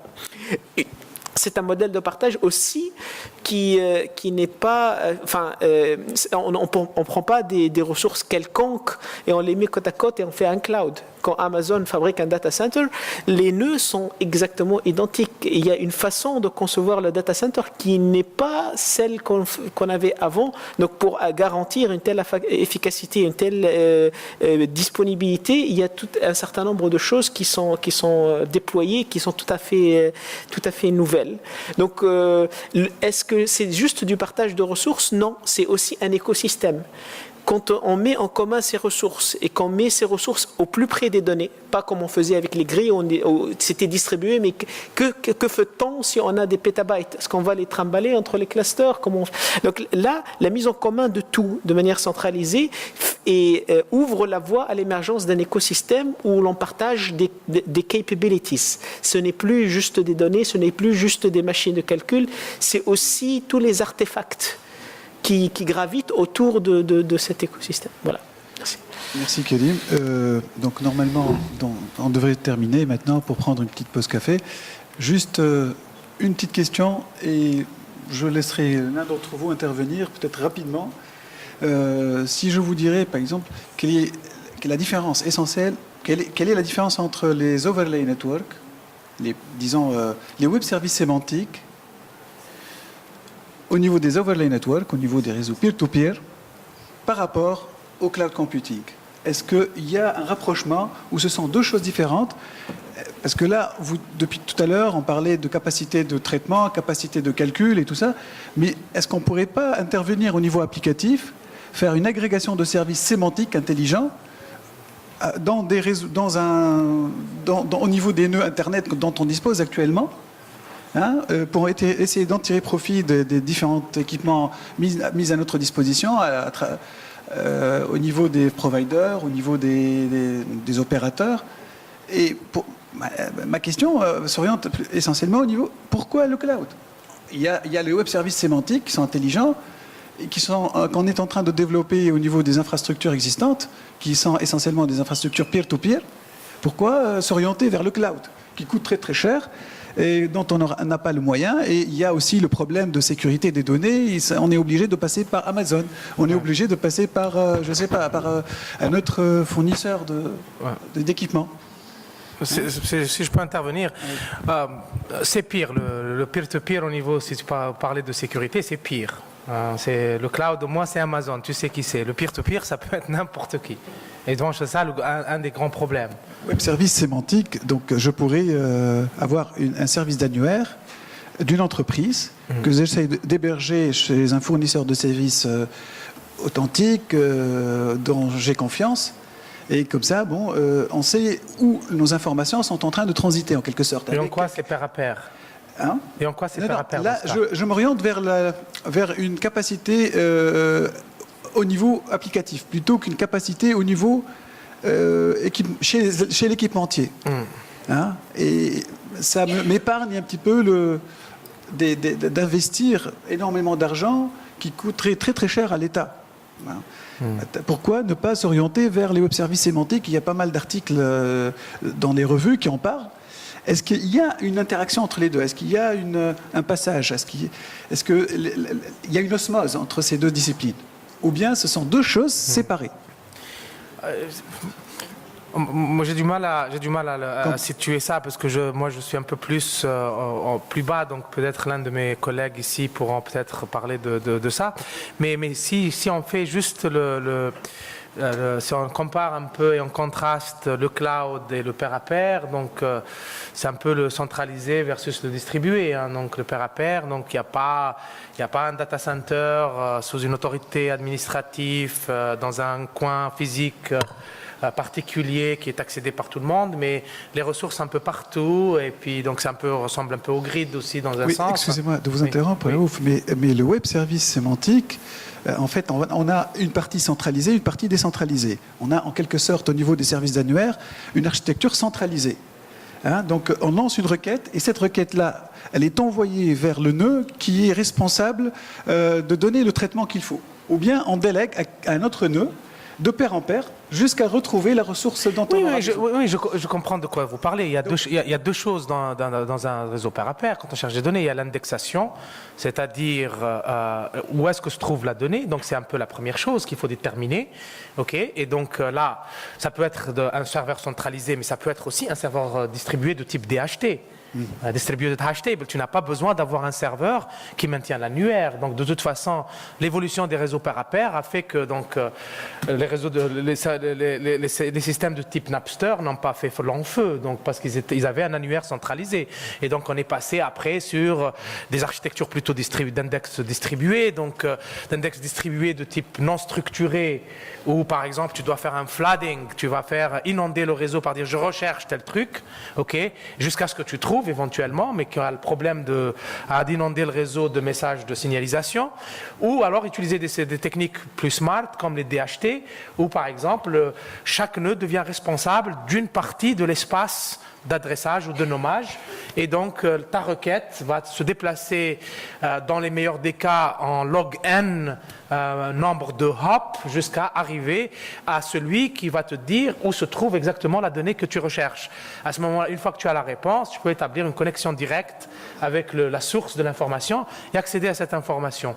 Donc c'est vraiment une architecture pair à pair qui est à l'antipode de ce que le cloud est. Le cloud est, on revient vraiment vers un système centralisé, où comme il le disait à juste titre il y a une seconde, c'est que tu as un endroit où tu as les données, tout est centralisé dans un endroit sous une autorité, etc., qui peut de façon optimale, etc., et mutualiser, fournir ses ressources à un grand nombre d'utilisateurs.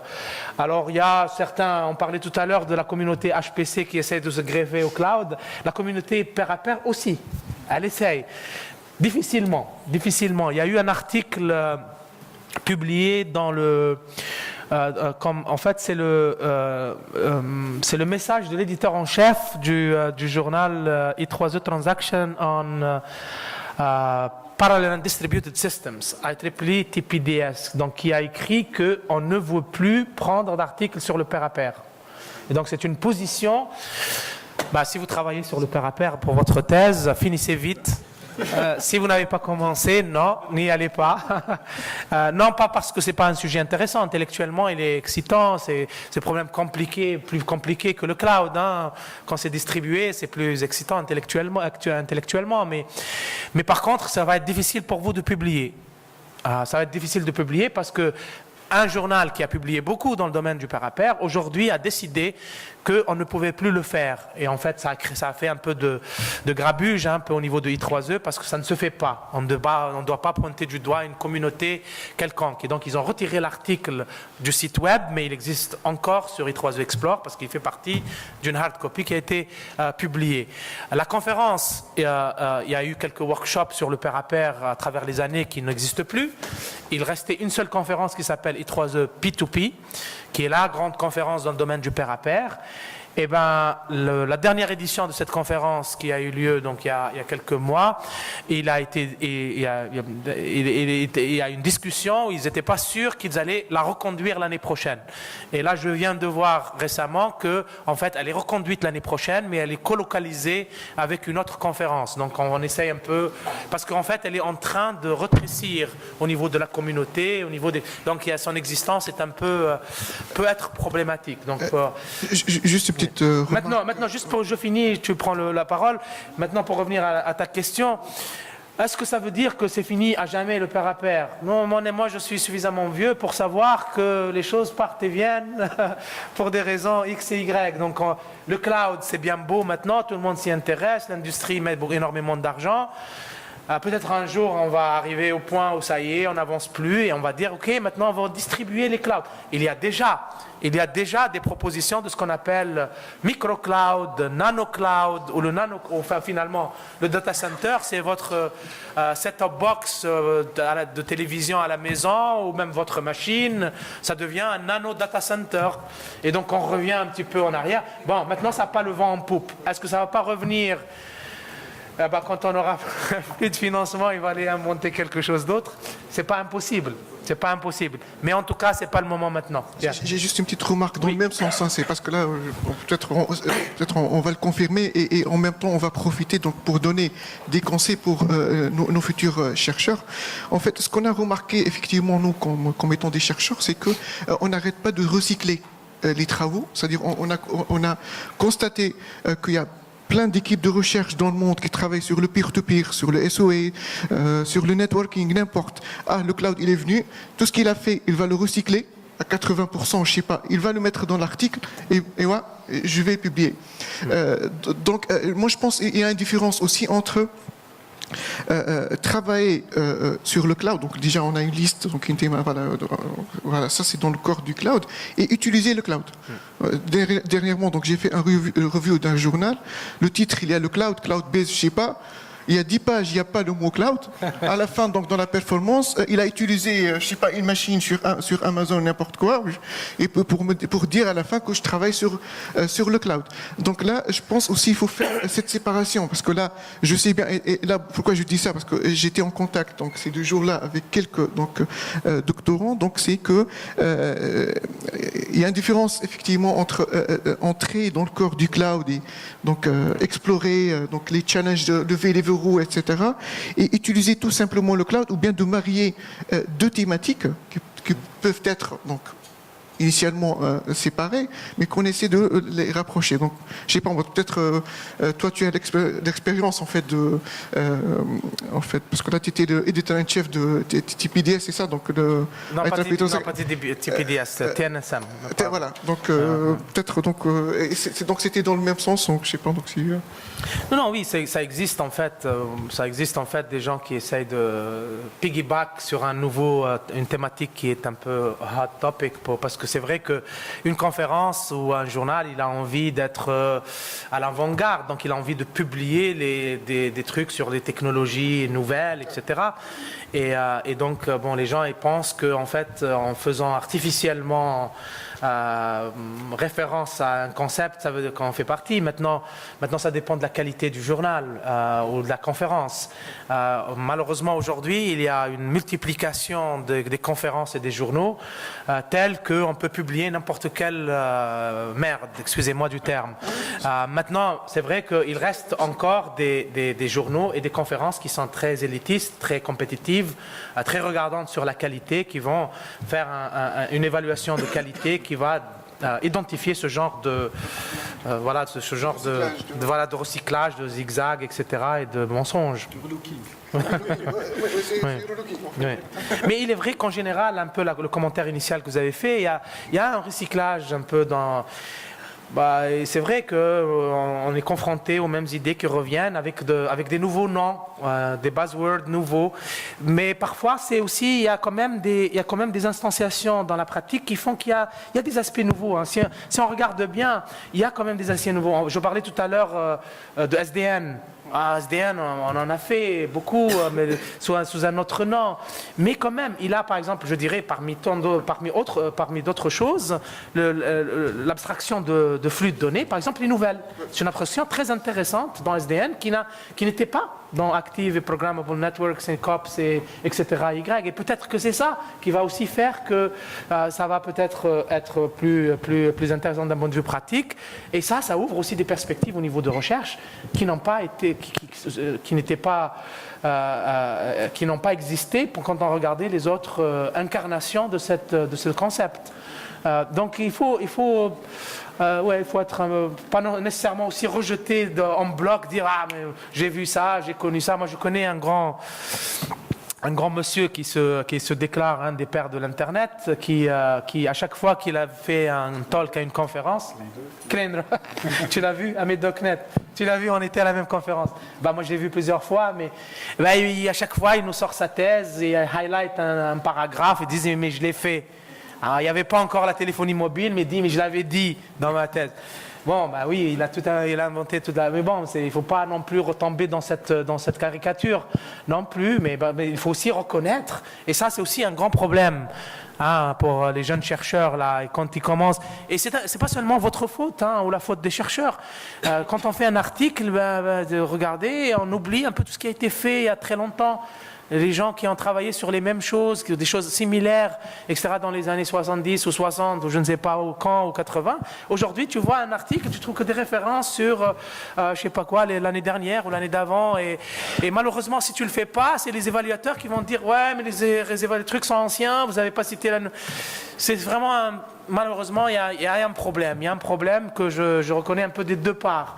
Le fait est qu'on oublie ce qui a été fait avant, qui ressemble et qu'il faut absolument citer. Et d'un autre côté, si on le fait, on est traité de le travail est trop vieux. Il faut laisser les références. Moi, j'ai vu ça. J'ai soumis des articles où je reçois des reviews et puis on me reproche que mes références ne sont pas récentes, ou ne sont pas toutes récentes. Mais j'ai dit, mais on ne refait pas les choses parce qu'elles sont récentes ou elles sont vieilles, mais parce qu'elles sont vraiment importantes pour le travail qu'on est en train de faire. Et malheureusement, il y a tellement trop de choses qui fait que il y a tellement de quantité que parfois la qualité devient difficile à trouver. Bon. Oui, juste en fait pour intervenir et peut-être contribuer un tout petit peu à la controverse. Ouais. Ah bien. Oui. Voilà. Moi, je dirais qu'il faut aussi faire très attention, être prudent par rapport à l'enthousiasme aussi de ce phénomène un peu de cloud dans la communauté de recherche. Et notamment, par exemple, dans le cas du cloud gaming, ce que j'ai montré aujourd'hui, c'est qu'on est loin de pouvoir offrir vraiment des solutions qui vont satisfaire l'ensemble des utilisateurs.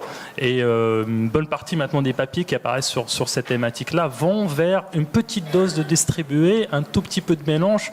Alors c'est vrai que c'est des gens de pair à pair, qui faisaient du pair à pair, qui se disent tiens, on peut mettre un peu de pair à pair, un peu de cloud, mais pour le moment, les solutions de cloud gaming ne fonctionnent que pour une partie de la population. Et donc, il faut faire attention aussi. On a connu ça pour des tas de thématiques de recherche au cours des dernières années qui ont suscité un grand enthousiasme et qui finalement ont un peu déçu parce qu'il y a eu un très grand effort recherche, mais d'un point de vue applicatif, ça n'a pas touché ou ça n'a pas en tout cas eu l'impact attendu, et on est revenu un tout petit peu en arrière, et notamment actuellement sur justement le cloud, on parle de centraliser, mais on voit, pas uniquement parce que c'est une communauté pair à pair qui s'accroche, mais parce qu'aussi on n'a peut-être pas encore des réponses à ça.